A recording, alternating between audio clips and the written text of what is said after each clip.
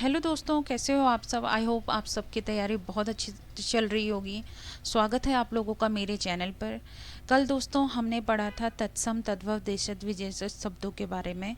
ठीक है, इनके और हमने शब्द के भेद पढ़े थे कि कितने हमारे पास शब्द के भेद होते हैं। फिर उनके सब डिवीज़न हमने देखा था। कल हमने देखा था कि जो हमारे पास शब्द भेद होते हैं उसके दो प्रकार होते हैं। एक तो सार्थक शब्द होता है, एक निरर्थक शब्द होता है।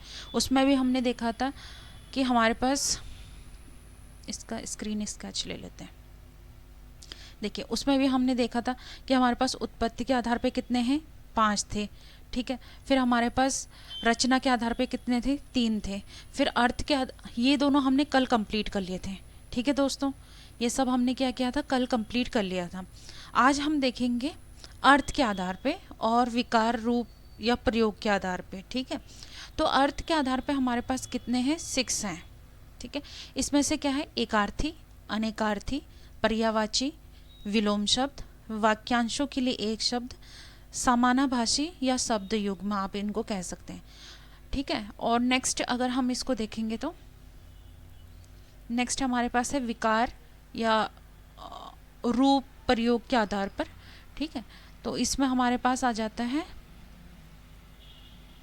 क्रिया विशेषण अव्यय, संबंध बोधक अव्यय, समुच्चय बोधक अव्यय और विस्मयादि बोधक अव्यय। ठीक है, यहाँ पर हमारे पास ये विकार रूप, और इसके बारे में हम अगर हम देखेंगे तो ये पहले 2 प्रकार के होते हैं, विकारी शब्द और अविकारी शब्द।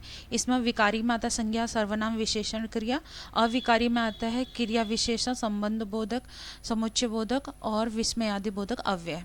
ठीक है, इसके बारे में और हमने ये दोनों टॉपिक कंप्लीट कर चुके हैं। आज हमने पढ़ना अर्थ के आधार पर और प्रयोग के आधार पर।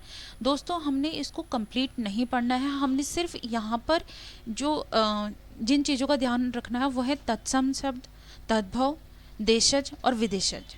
इन्हीं पे ध्यान देना है। इस चैप्टर में सबसे ज़्यादा मेन फोकस उन्हीं पे है। बाकी ये जितनी भी चीज़ें ना, ये बोलो या ये, इसको अलग से चैप्टर में इस बुक में असाइन किया गया या मेंशन किया गया, एक्सप्लेन किया गया है। ठीक है, और अगर आप सिलेबस का भी पार्ट देखोगे तो अलग से पर्यायवाची शब्दों के लिए और विलोम शब्दों के लिए टॉपिक 4 है। ठीक है, और अगर आप लोग देखोगे अनेकार्थी शब्द, शब्द योग, इसके लिए चैप्टर नहीं, टॉपिक 5 है।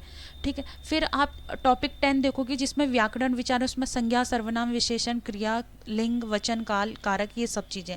तो बस हमें यहाँ पर अभी सिर्फ क्या करना है, सिर्फ डेफिनेशन पढ़ लेनी है, क्योंकि हमें इसमें सबसे ज़्यादा जो ध्यान देना है इन चीज़ों का देना है। ये बुक में जो ये चैप्टर है ये सिर्फ इन टॉपिक्स के लिए असाइन है।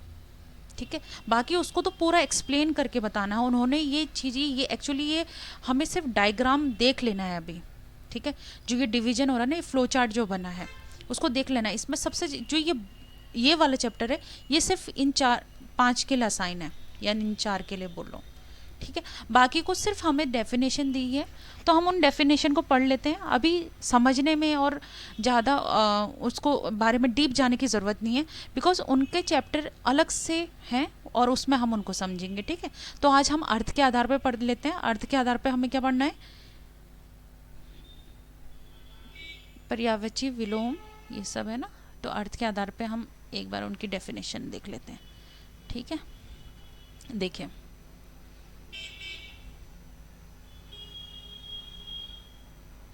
अर्थ के आधार पे देखिए, एकार्थी शब्द किसे कहते हैं, जिन शब्दों का केवल एक ही अर्थ हो, मतलब उनका जो एक ही मीनिंग हो, वे एकार्थी शब्द कहलाते हैं। जिससे व्यक्तिवाचक संज्ञा के शब्द इसी कोटि के अंतर्गत आते हैं। ठीक है, व्यक्तिवाचक संज्ञा जैसे गंगा, यमुना, राधा, सीता, पुस्तक, लकड़ी आदि। ठीक है, अनेकार्थी शब्द किसे बोलते हैं, इसकी परिभाषा देख लेता हूँ। जिन शब्दों के एक से अधिक अर्थ निकलते हैं, ठीक है, वो अनेकार्थी कहते हैं। जैसे अंबर का होता है कपड़ा और आकाश। ठीक है, पत्र का होता है पत्ता और चिट्ठी, कर का है हाथ और टैक्स, कनक का है सोना और धतूरा। ठीक है, अब हम नेक्स्ट देखते हैं समानार्थी या पर्यायवाची शब्द। ठीक है, जिन शब्दों के अर्थ समान हो या उन्हें समानार्थी या पर्यायवाची शब्द बोलते हैं।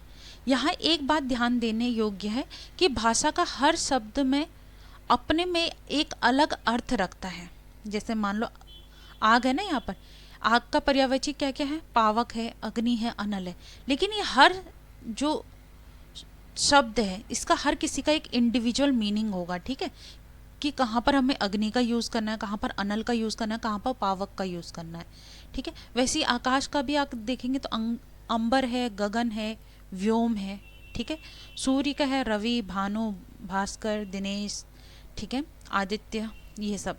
अब नेक्स्ट हमारे पास आता है विलोम शब्द। नेक्स्ट टॉपिक क्या है हमारे पास, देखिए यहाँ पर ज़्यादा एक्सप्लेन नहीं किया जा रहा है क्योंकि इनके लिए अलग से चैप्टर असाइन है, ठीक है। बस हमें यहाँ पर सिर्फ डेफिनेशन देखनी है, ठीक है। यहाँ पर विलोम शब्द का देखते हैं, जो शब्द विपरीत अर्थ का बोध कराते हो, ठीक है, अपोजिट अर्थ का बोध कराते हो, उन्हें विलोम शब्द या विपरीतार्थी शब्द कहते हैं। जैसे जड़ का चेतन, झूठ का सच, पाप पुण्य, दिन रात, ठीक है। वाक्यांशों के लिए एक शब्द किसे कहते हैं, देखिए इसकी परिभाषा, अधिक से अधिक विचारों को अभिव्यक्त करने वाले शब्दों को समानार्थक या शब्द या भाववाचक शब्द या वाक्यांश के लिए एक शब्द कहते हैं, ठीक है। अब यहाँ पर आता है शब्द युग्म किसे कहते हैं। कुछ शब्द ऐसे होते हैं जिनकी वर्तनी में भिन्नता होते हुए भी उच्चारण में इनका कम अंतर होता है, ठीक है, कि वे एक समान सुनाई देते हैं परंतु अनेक अर्थ सर्वथा भिन्न होते हैं। उनके जो अर्थ होते हैं ना वो डिफरेंट होते हैं। ऐसे शब्दों को क्या बोलते हैं, शब्द युग्म कहते हैं, ठीक है। अब नेक्स्ट है हमारे पास, ये तो हो गया था किसके आधार पर हो गया था, अर्थ के आधार पर। अब नेक्स्ट आता है हमारे पास रूप या प्रयोग के आधार पर, ठीक है। रूप या प्रयोग के आधार पर हमारे पास कितने हैं, इसका थोड़ा सा यहाँ पर आप इसको देख लीजिए, फिर मैं नीचे का स्क्रीनशॉट लेते हैं। देखिए विकारी शब्द किसे कहते हैं, देखिए हमारे पास रूप या जब हम उसकी बात करें प्रयोग के आधार पे तो हमारे पास इसके दो आ जाते हैं, एक तो आ जाता है विकारी और एक आ जाता है अविकारी, ठीक है, अविकारी, ठीक है। विकारी का शब्द, विकारी का मतलब होता है बदलाव, ठीक है, बदलाव। अविकारी यहाँ पर देखिए उपसर्ग का यहाँ पर उपसर्ग लगा है, ठीक है, और जब भी उपसर्ग में लगा होता है उसका मतलब नहीं होता है, वो नहीं का आभास देता है। तो यहाँ पर जो नहीं है, बदलाव नहीं, बदलाव नहीं, ठीक है, इसका मतलब ये है। अब आप यहाँ पर एक चीज़ और देखेंगे, हम बोल रहे हैं यहाँ पर बदलाव या बदलाव नहीं, किस में बदलाव नहीं, शब्द में, ठीक है, शब्द में बदलाव या शब्द में बदलाव नहीं, ठीक है। अब यहाँ पर हम देखेंगे कि जब हम शब्द में बदलाव की बात कर रहे हैं तो शब्द में बदलाव या शब्द में परिवर्तन होता कैसे है, ठीक है। तो इस चीज़ को समझ लेते हैं, थोड़ा इम्पॉर्टेंट है। जो हमारा शब्द परिवर्तन होता है ना, जो हमारा शब्द परिवर्तन होता है, ठीक है, वो 4 प्रकार से होता है, ठीक है, मतलब या उसकी 4 इकाई है। कैसे कैसे शब्द परिवर्तन हो सकता है, लिंग के आधार पर, ठीक है, वचन, काल, कारक, ठीक है। इन 4 क्या है, ये शब्द को परिवर्तित कर देते हैं, ठीक है, ये 4 चीजें। जैसे यहाँ पर अगर आप देखेंगे लिंग के आधार पर देखो तो लड़का, लड़की, ठीक है। अगर मैं वचन बोलूं तो लड़की, लड़कियां, ठीक है। काल के आधार पे बोलो तो जैसे बोलो मोहन चलता है, चलता है, या राम चलता है, राम चला, ठीक है, राम चलेगा, ठीक है। कारक के आधार पे कैसा होता है, जैसे एग्जाम्पल ले लेते हैं, राम ने शाम को पत्र लिखा। इसके लिए कारक के लिए थोड़ा सा और इलेबोरेट करना पड़ेगा, इसलिए मैं इसको इरेज कर रही हूँ। जैसे कारक के आधार पे कैसा है, कारक, पहले तो हम समझते हैं कारक क्या होते हैं। जैसे कर्ता, ने, कर्म, को, करण, से। तो देखिए जो ये होते हैं ना, इनको बोलते हैं कारक के प्रकार। क्या बोलते हैं इनको? कारक प्रकार। ठीक है। और जो ये होते हैं ने, को, ये, इनको बोलते हैं हम कारक की विभक्ति या प्रसर्ग। कारक की विभक्ति बोल सकता हूँ। अब आप बोलोगे विभक्ति क्या होता है? जो चीज जोड़ती है, जैसे योजक का काम कर रही है ना ये विभक्ति। ठीक है। अब देखिए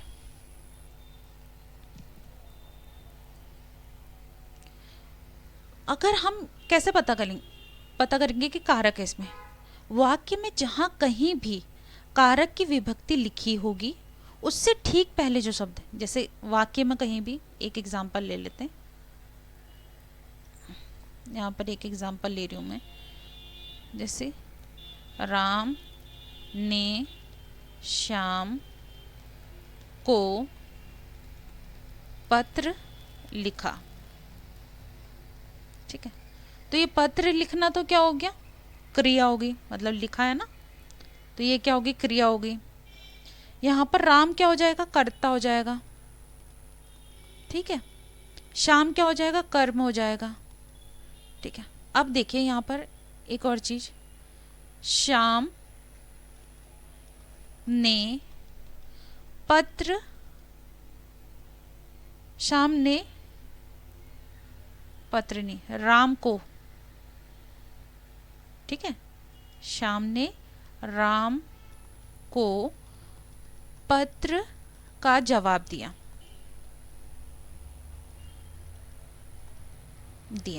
अब देखिए कारक के उससे कैसे बदलाव होता है। यहाँ पर कारक क्या था? कर्ता। यहाँ पर राम क्या था? कर्ता। अब यहाँ पर देखो श्याम क्या आ गया? कर्ता आ गया। ठीक है। ये क्या आ गया? कर्म आ गया। राम क्या आ गया? कर्म आ गया। ठीक है।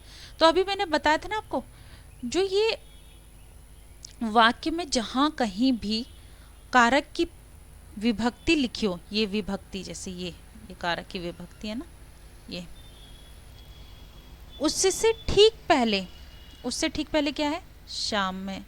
इससे ठीक पहले क्या है? राम है। ठीक है।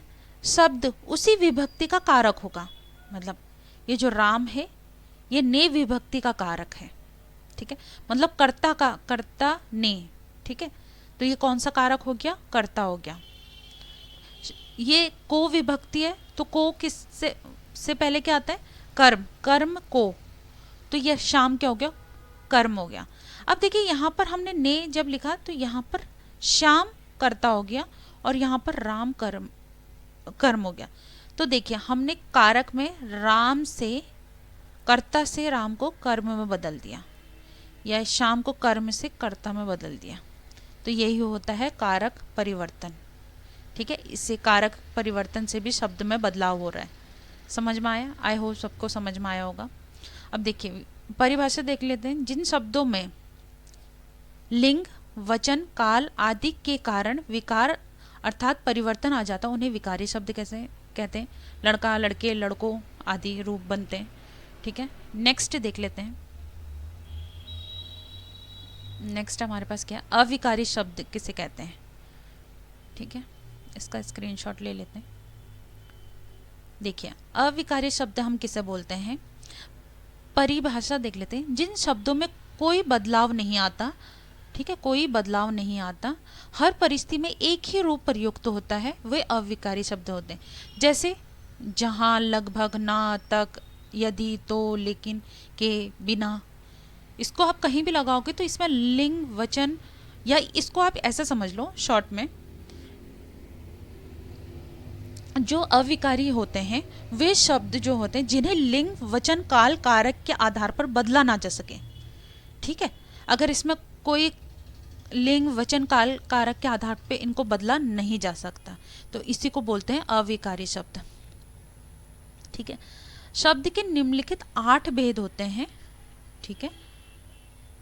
प्रकार के शब्दों को विकार परिवर्तन। देखिए हमारे पास अब आता है, हमारे पास जो विकारी शब्द हैं वो कितने हैं। हमने अभी तक पढ़ा ना, अर्थ के आधार पे हमारे, नहीं अर्थ के नहीं, प्रयोग के आधार पे हमारे पास कितने थे, 2 थे। एक तो विकारी था, एक अविकारी था।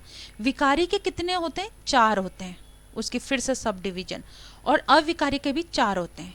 अब विकारी में क्या कहा जाता है, संज्ञा, सर्वनाम, विशेषण, क्रिया, ठीक है। और अविकारी में क्या आता है, क्रिया विशेषण, संबंध बोधक, समुच्चय बोधक और विस्मयादि बोधक, ठीक है। अब इसके बारे में हम देखते हैं इनकी डेफिनेशन, क्योंकि ये सेपरेट टॉपिक है तो वहाँ पर हम डिटेल में पढ़ेंगे। अभी सिर्फ आप डेफिनेशन देख लीजिए, ठीक है। देखिए, संज्ञा किसे कहते हैं, संज्ञा उस विकारी शब्द को कहते हैं जिससे किसी विशेष वस्तु, भाव, जीवन का, नाम का बोध होता है, उसे संज्ञा कहते हैं। जैसे ब्राह्मण, लखनऊ, प्रयागराज, हाथ, पाँव, लड़का, लड़की, किताब, पुलिस, सफाई, बालपन आदि। सर्वनाम क्या है, सर्वनाम मतलब सबका नाम, ये समझ लेते हैं आप, ठीक है। तो सर्वनाम उस विकारी शब्द को कहते हैं जो पूर्व पर संबंध से किसी भी संज्ञा के बदले आता है। मतलब आप इसको ये समझ लीजिए, जो संज्ञा के बदले आता हो उसको सर्वनाम बोलते हैं हम, ठीक है। जैसे संज्ञा की जगह पे आ जाएगा तो उसको सर्वनाम बोल देंगे। जैसे मैं, हम, तुम, वह, यह, आप, कौन, कोई, जो, सो आदि। विशेषण क्या है, जो संज्ञा और सर्वनाम की विशेषता बताएं, ठीक है, उन्हें विशेषण कहते हैं। जैसे अच्छा, बुरा, नीला, पीला, भारी, मीठा, ठीक है। जिसकी विशेषता बताई जाए वह विशेष्य होता है। इसका विशेषण और विशेष्य 2 चीज़ें होती है ना, जिसकी विशेषता बताते वो विशेष्य होता है, और जो उसकी अच्छाई बुराई या उसकी विशेषता जो हम बता रहे हैं वो विशेषता बता रहे हैं, मतलब विशेषण हो गया। विशेषण में 2 चीज़ें होती है, विशेष्य और विशेषता।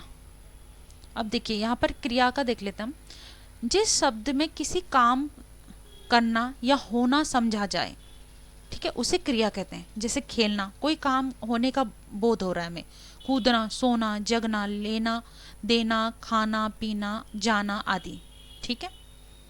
नेक्स्ट हम देख लेते हैं। अब ये तो हमारे पास विकारी थे 4, अब हम अविकारी पढ़ते हैं। अविकारी में क्या है,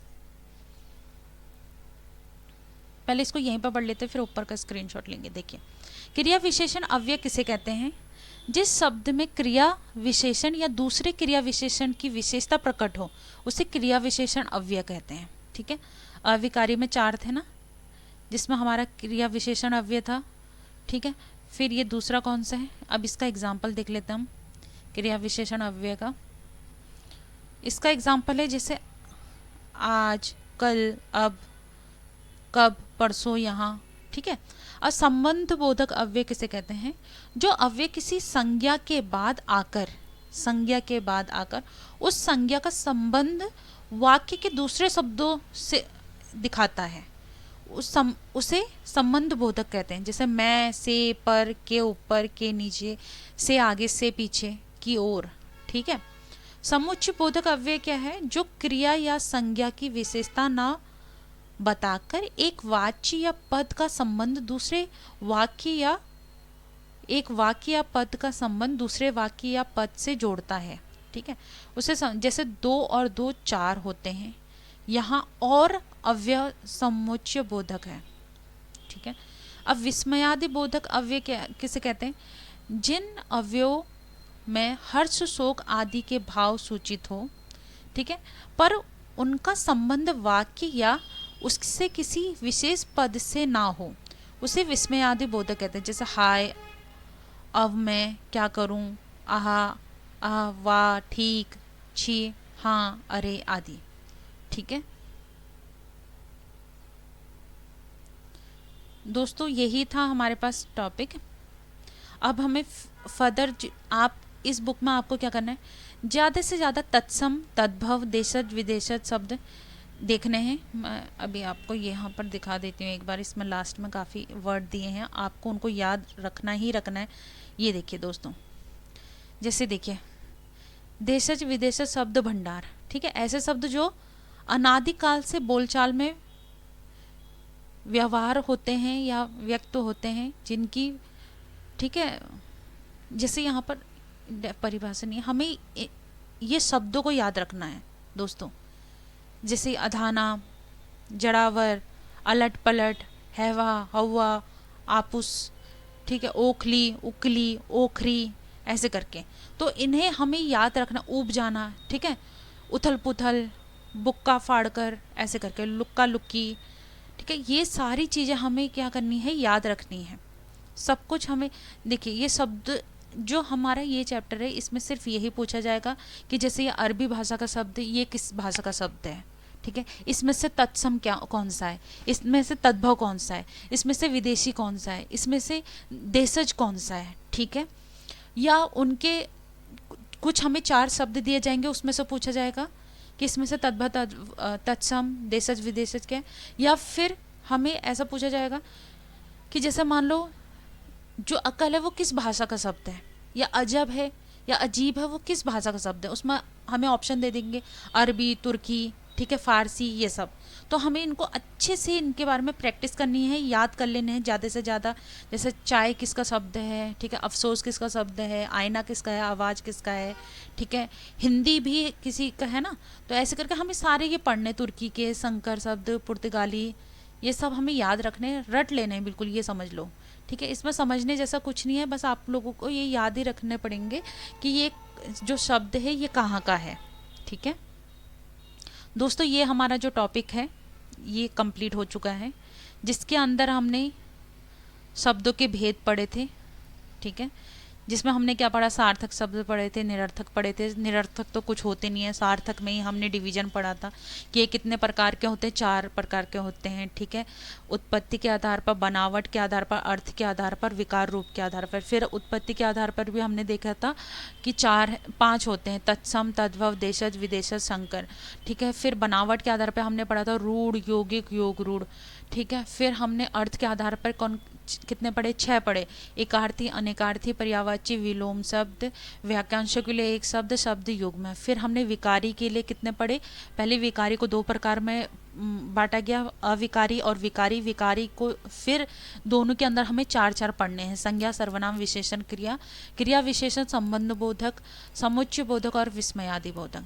तो दोस्तों इनमें टेंशन बिल्कुल लेने की ज़रूरत नहीं है, अभी हमने सिर्फ यहाँ पर डेफिनेशन दी है, ये समझ लीजिए अभी हमने इनके बारे में पढ़ा ही नहीं, ठीक है।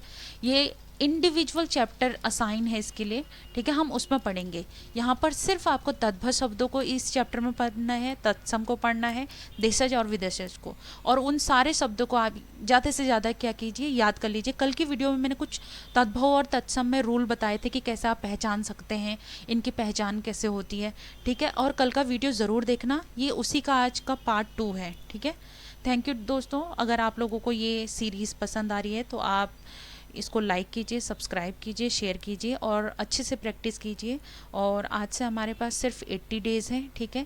और डेली आपको मेरे टेलीग्राम चैनल पर जो चैप्टर मैं पढ़ाती हूँ उससे रिलेटेड क्विज़ मिलते हैं, ठीक है। आप जाइए वहाँ पर क्विज़ अटेंड कीजिए, ठीक है। और क्विज़ की टाइमिंग है रात को 8 to 10, ठीक है। और वीडियोज़ किसी भी टाइम पे आ जाएंगी, वैसे कोशिश करूँगी कि ज़्यादातर इवनिंग में या मतलब 3 to 5 के बीच में ये वीडियोज़ आप लोगों के पास आ जाइए, ठीक है। थैंक यू दोस्तों।